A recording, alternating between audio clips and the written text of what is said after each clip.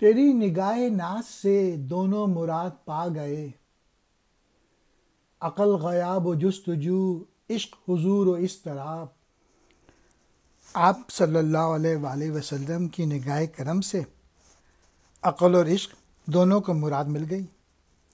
عقل جسے حضوری حاصل نہیں لیکن وہ تلاش میں لگی رہتی ہے، اور عشق جسے حضور کی خواہش ہمیشہ بے قرار رکھتی ہے، یعنی بے قراری عشق کی مراد ہے۔ اور یہ شعر عشق حقیقی کے لیے بھی سمجھا جا سکتا ہے، تو اس کی ایک تشریح یہ بھی ہو سکتی ہے: اگر تیرا کرم ہو تو عقل و دانش اور جذبہ عشق دونوں ہی اپنی مراد پا جاتے ہیں۔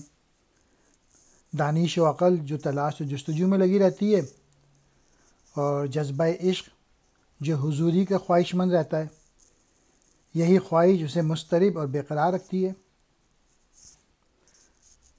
نگاہ ناز مراد حضور کی محبت سے سرشار نگاہ، مراد پا گئے خواہش کا پورا ہونا۔ غیاب و جستجو آنکھوں سے اوجھل محبوب کو تلاش کرنا۔ حضور و اضطراب محبوب کا سامنا ہونا اور عاشق کا بے قرار ہونا۔